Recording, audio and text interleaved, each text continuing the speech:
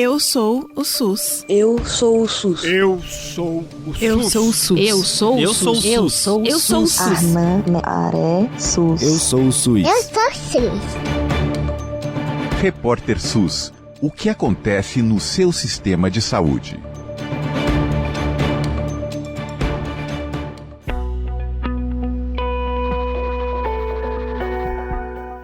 Hoje é dia de um novo episódio do seu podcast de saúde pública, o Repórter SUS, e também é Dia Mundial do Mosquito. É isso mesmo que você ouviu. Muita gente deve estar estranhando saber, neste momento, que temos um dia no nosso calendário da saúde pública dedicado a esse inseto que para muita gente é só sinônimo de zumbido no ouvido, coceira, dengue, zika, chikungunya. Uma lista aí que, se a gente for mais longe, fica grande e preocupante. Mas a gente não veio aqui para o Repórter SUS desse Dia Mundial do Mosquito só para reclamar do mosquito e falar em combate, não. Essa história é muito mais complexa do que parece. Os grandes números de dengue, os números sobre o oroposte, que agora começam a tomar todo o território nacional, a malária, que ainda é um desafio, principalmente em países do continente africano, mas aqui também no Brasil. Tudo isso acontece não só porque o mosquito existe, mas porque a gente cria o cenário perfeito para essas doenças explodirem, com a destruição ambiental e com a invasão dos habitats naturais. É isso mesmo, o aumento das nossas áreas urbanas sem nenhum tipo de planejamento faz com que as doenças transmitidas por mosquitos nos afetem ainda mais. E a gente quer desvendar essa teia com muita seriedade, mas também numa boa conversa aqui no Repórter SUS para entender onde está a responsabilidade de cada um desse planeta em relação a essa situação que a gente vive aqui no Brasil e o que mais, além de tapar a caixa d'água, tirar a água parada do quintal, cuidar do material orgânico, a gente pode fazer como coletivo, como sociedade, para não combater, mas conviver com esses insetos que fazem parte do nosso planeta. Bom, é uma grande missão e a gente chamou aqui uma grande pesquisadora, a Denise Vale, do Laboratório de Medicina Experimental e Saúde do Instituto Oswaldo Cruz. Obrigada demais, Denise, por estar aqui conosco. E vamos lá, vamos tentar mudar essa narrativa para a gente chegar finalmente no lugar certo dessa história, né? Obrigada, viu? É isso, Nara. Muito obrigada pelo convite. Eu estou muito honrada com a participação aqui. Vamos lá, então. Denise, para começar a desembolar essa história toda, o mosquito é o vilão mais visível, mas a gente sabe que a invasão da natureza, a destruição ambiental são combustíveis poderosos. Quais são os exemplos concretos que a gente tem, a comprovação científica de que a invasão humana virou um prato cheio para a propagação dessas doenças e não a simples existência do mosquito? Pois é, eu acho que a principal questão é exatamente essa, né? A gente tem, eu acho que um dos fatores que tem contribuído para esse aumento é esse erro conceitual da gente atribuir ao mosquito a responsabilidade pela transmissão das doenças. E aí eu costumo dizer que um bom remédio depende de um bom diagnóstico, né? Se você já começa dizendo, vamos combater o mosquito, você já está dizendo qual é o diagnóstico e você já está dizendo que tem um inimigo para você combater. E aí você está colocando muitas fichas no endereço errado, né? E uma das coisas também que eu costumo dizer é que o mosquito, na prática, ele é visto como inimigo público número um, mas na prática ele é o melhor amigo do homem. Ele é um mosquito pet, ele é quase um animal doméstico, porque a gente cria as condições propícias para ele estar junto com a gente, né? Tem um argumento histórico, eu acho, para essa questão do combate, né? Que você mencionou a malária, né? E a gente teve a entrada do Anopheles gambi, que é o vetor africano de malária aqui no Brasil, na década ali de 30, 40, né? E é um vetor muito forte, né? Muito adaptado, e com isso a gente teve um crescimento, o agravamento da malária gigantesco no país, né? E houve um esforço, uma mobilização enorme para erradicar esse vetor que não era daqui, ele chegou da África para cá. E isso foi quase que uma operação de guerra, né? E você não tinha a mobilidade entre países que você tinha, que você tem hoje, longe disso, né? E isso na época foi bem sucedido, né? Esse esforço de erradicação do Anopheles gambiae foi muito bem sucedido na época. E desde então, a gente parece que trouxe um registro de sucesso, né, desse esforço de erradicação e tenta aplicar isso para os diferentes vetores, né? De maneira nenhuma isso vai se aplicar para o Aedes aegypti e nem para os dias de hoje, né? Porque mesmo que a gente consiga erradicar a Aedes do país inteiro, a gente não consegue manter essa situação porque você tem muitos pontos de entrada, né? E você não consegue, você não conseguiria nem se você decuplicasse a quantidade de agentes de saúde, você não conseguiria manter isso, né? E é uma coisa assim, de um mosquito que é doméstico, né? A gente diz que ele é sinantrópico, né? Barata é sinantrópica, rato é sinantrópico, então o mosquito seria sinantrópico também. Ele vive com a gente, mas a gente não gosta. Mas na prática eu prefiro dizer que ele é doméstico, ele vive com a gente porque a gente está criando as condições, né? Você mencionou também a questão das mudanças climáticas, né? A gente só está aumentando, né? A quantidade de possibilidades de locais para o mosquito a estar, porque você está aumentando a temperatura, você está aumentando os eventos extremos, então você está aumentando a quantidade de lugares inundados, né? Você está diminuindo o tempo de incubação dos vírus dentro do mosquito, né? E é isso, e com a questão do regime de chuva também, que você tá mexendo muito.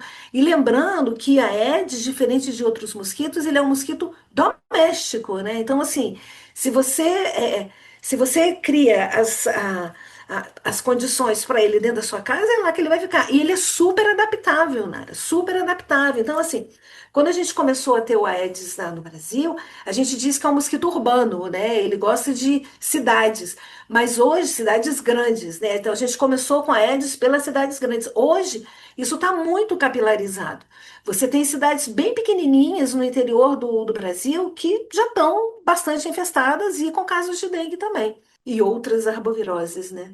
A gente tem no Brasil um histórico de combate ao Aedes muito focado no combate. Trazendo o Aedes aqui nessa pergunta, porque ele é um mosquito que quase todo mundo no Brasil conhece quando a gente fala de transmissão de doença. Mas a gente teve lá entre Primeira, Segunda Guerra, pós-Segunda Guerra, uma influência gigantesca de políticas internacionais aqui no continente americano, dos Estados Unidos, por exemplo, que trouxeram para o Brasil o DDT, que depois a gente descobriu que era um veneno que era aplicado manualmente em reservatórios de água e causava problemas para quem aplicava, causava problemas para o solo, prejudicava a saúde humana.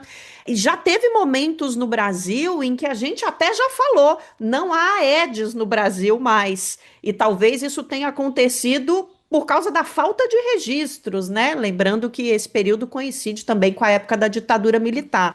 Mas quando você me fala, Denise, que a gente nem pode mais falar em combate, o que a gente precisa falar é em convivência e mudanças nessa corrida de destruição climática que a gente está vendo. E aí a gente olha para o nosso passado, de sim combate ao mosquito, inclusive com eliminação.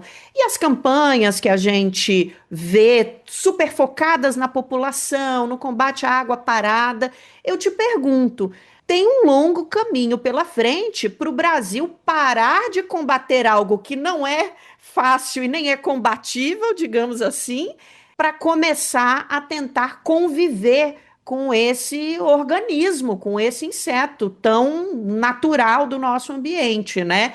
Eu queria entender mais como é que a gente sai desse caminho muito focado na palavra combate e entra num novo caminho mais efetivo. Tem esperança? Eu acho que tem. Você tocou em vários pontos aí, né? Primeiro a questão do DDT e outros inseticidas. Eu acho que isso daí é uma outra grande confusão conceitual. Eu acho que assim, Eu tenho uma amiga que diz que é mais fácil sair do erro do que da confusão. Eu acho que no caso do Aedes, a gente tem muito mais confusão do que erro, né? Olha aí. E essa coisa do DDT e de outros inseticidas é outra questão de confusão conceitual, que é Uhum. que as pessoas confundem o controle do vetor com o controle químico do vetor, né? Quando você está usando um químico, igual quando você baseia o controle de alguma doença em antibiótico, por exemplo, né? Quando você faz isso, você não está eliminando a população, você está selecionando aquela população, aqueles que são resistentes. Vai ter uma hora que os mosquitos ou as bactérias, eles não vão mais responder àqueles inseticidas ou aqueles antibióticos que estão sendo colocados, né? No caso dos mosquitos, você demora aí, dependendo da intensidade com que você usa o inseticida, você demora aí 2, 3 anos para desenvolver resistência e 20 a 30 anos para criar um novo inseticida, né? Então, assim, não é por aí, né? É não confundir. Mas quando você faz o controle, estou falando no caso de Aedes, né? O controle mecânico, que é eliminar os criadouros, aí você tá eliminando a população inteira e não só selecionando. Então, agora, isso também, aí é a outra confusão que eu atribuo, que é a confusão entre o assistencialismo e a cidadania, né? Então, assim, você aqui no Brasil tem algumas dezenas de milhares de agentes de controle de endemias, cuja responsabilidade é ir na sua casa, fazer as visitas domiciliares, de maneira geral, a cada 2 meses, né? E te orientar. Agora, tem morador que acha que a responsabilidade é do agente, né? Tem morador que não vai fazer nada no seu espaço, porque é o agente que tem que fazer. Só que ele vai lá a cada 2 meses. E o ciclo de vida do mosquito é de 7 a 10 dias. Então, assim, é igual usar cinto de segurança, é igual escovar o dente, que você tem que escovar todo dia, né? É igual tomar banho, né? É exatamente a mesma coisa.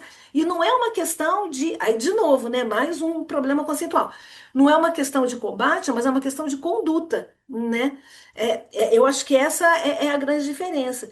E ainda falando sobre as visitas domiciliares, a gente vê que em muitos casos também você tem aquele morador que atribui ao agente de controle de endemias a responsabilidade pela manutenção do seu espaço privado limpo, mas por outro lado você tem aquele, na outra ponta, né? Você tem aquele morador que não vai admitir que o agente entre na sua casa, porque é um agente público entrando num espaço privado. Isso você pode não querer, né?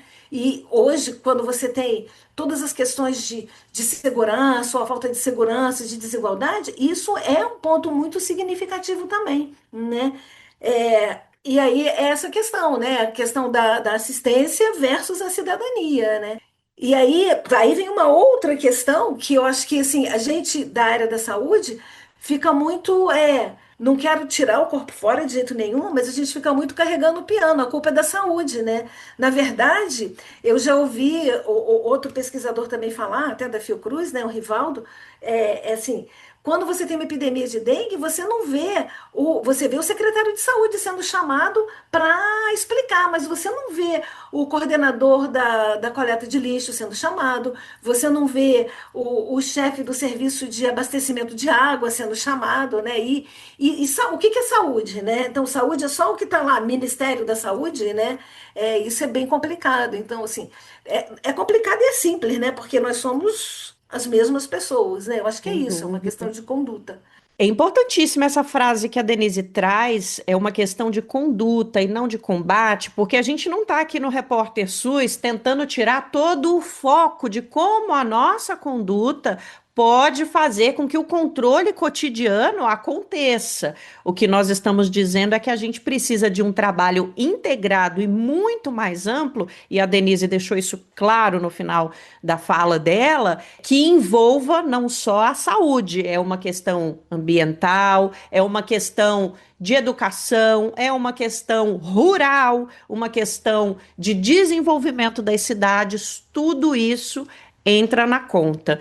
Denise, a gente está falando aqui do Aedes, um mosquito que, como você trouxe, é um mosquito que a gente aprendeu a considerar que ele gosta do ambiente urbano, que ele é um mosquito muito adaptável, mas a gente tem no Brasil, nos últimos 2, 3 anos, uma situação muito peculiar com o oropoche, a febre oropoche, que é transmitida por um mosquitinho que muita gente no Brasil conhece como maruim, miruim, aquele mosquitinho bem pequenininho que fica, por exemplo, em locais com muita folha, apodrecendo, muita terra, um bananal, um local, enfim, que tenha lixo orgânico, né? Muita matéria orgânica e muita umidade, mas não a água parada. E esse mosquito, muito comum no ambiente amazônico aqui do nosso continente, né, da nossa América, costumava gerar consequências à saúde pública mais no norte do país. E recentemente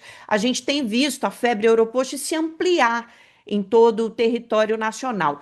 Nesse caso, o que foi que aconteceu? Aliás, o que foi que aconteceu, não. O que está acontecendo? Com um parêntese, temos o fato de que a nossa querida Fiocruz desenvolveu uma testagem que hoje está disponível em território nacional e é óbvio que isso vai ampliar os casos, porque agora a gente tem o dado. Mas, além disso, Denise, tem mais história nessa conta aí do Maruim, né?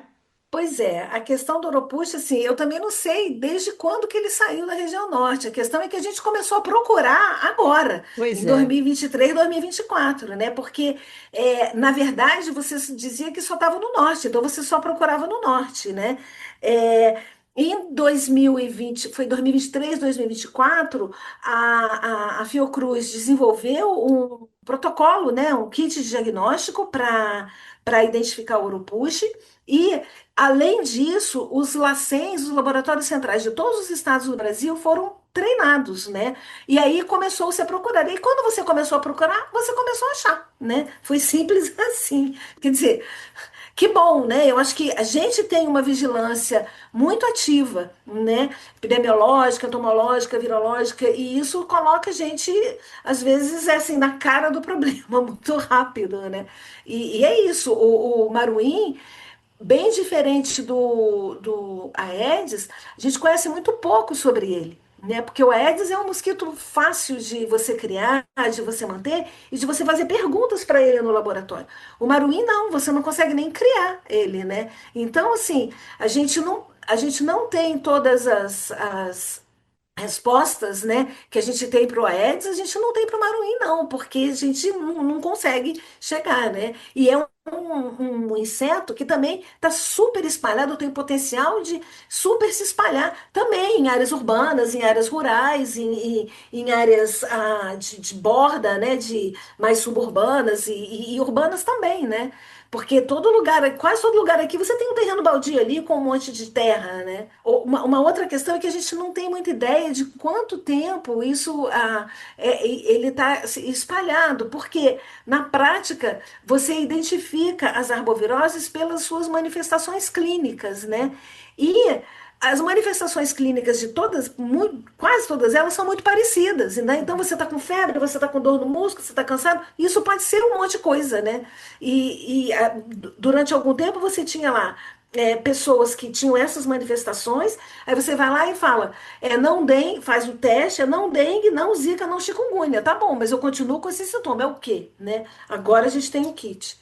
Essa questão do Oropoche é tão curiosa, porque a gente está num momento tão inicial do conhecimento sobre esse mosquito que nós, da comunicação da área da saúde, comemoramos quando a Fiocruz, não vou me lembrar agora se foi a Fiocruz ou o Ministério da Saúde, acho que foi o Ministério da Saúde, soltaram a figura dele, o desenho do Maruim, porque a gente não conhecia, ele é tão pequenininho que a gente não conseguia nem saber como é que ele era. A gente fez até matéria no Brasil de Fato, viu, Denise? Olha, temos aqui a imagem desse novo companheiro de jornada no planeta Terra com o qual teremos que lidar a partir de agora, e já lidávamos e agora temos mais dados, né? E comparando com a Aedes, ele é bem pequeno mesmo.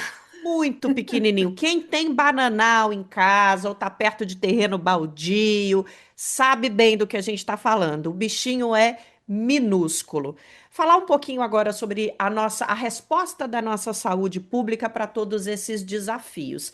A gente teve um período muito crítico de dengue em 2024. A gente sabe que a dengue, ela vai em ondas, né? A gente costuma ter anos de explosão muito alta, depois uns 3, 4 anos de certa calmaria, embora depois de uma explosão como a que tivemos ano passado, a calmaria obviamente vai ser menos calma, obviamente, né? Isso acontece em todas as questões epidemiológicas. Se a gente sobe a nossa régua, quando a gente tiver um período bom, esse período bom não vai ser tão bom quanto era antigamente. A gente tem esse espalhamento por causa dos testes, mas também um espalhamento agora visto do Oropoche. A gente tem outros desafios, como a malária. O mundo tem outros desafios no que diz respeito a mosquito. E eu queria falar um pouquinho contigo, Denise, sobre quais são as nossas expectativas para esses próximos anos. A dengue, por exemplo, pode ter um grande pico daqui 3 anos, como a gente está acostumado a observar, né? Mas a gente também tem iniciativas como o Obito, aquele mosquitinho que não transmite a dengue, que está cheio de fábricas dele pipocando pelo país com apoio da Fiocruz, do Ministério da Saúde. E temos também uma conscientização em relação às mudanças climáticas que não é suficiente, mas existe. O debate climático, embora não no ritmo que a gente gostaria, ele avança dia a dia, ano a ano. Você tem expectativas boas ou não frente a esse cenário que a gente está vivendo agora, Denise? Olha, você tem uma pergunta de US$ 1 milhão, né? Então vamos lá. Para perguntas complexas, respostas complexas também, né? O vulbito, né? Que é o Aedes aegypti com Wolbachia. A Wolbachia é uma bactéria que, uma vez que ela se instala nele, ela não impede que ele continue fazendo as coisas, né? E te picando e tal, mas ela diminui a possibilidade dele te transmitir. É uma estratégia. é, é uma estratégia bem promissora, principalmente porque ela é sustentável, né? Porque um mosquito com Wolbachia, ele vai. Você não precisa ficar jogando ele na natureza o tempo todo, ele vai gerar outros mosquitos com Wolbachia, que são mosquitos que não vão também ser capazes de se infectar ou transmitir os vírus. Mas existe uma série de outras limitações para o estabelecimento desses mosquitos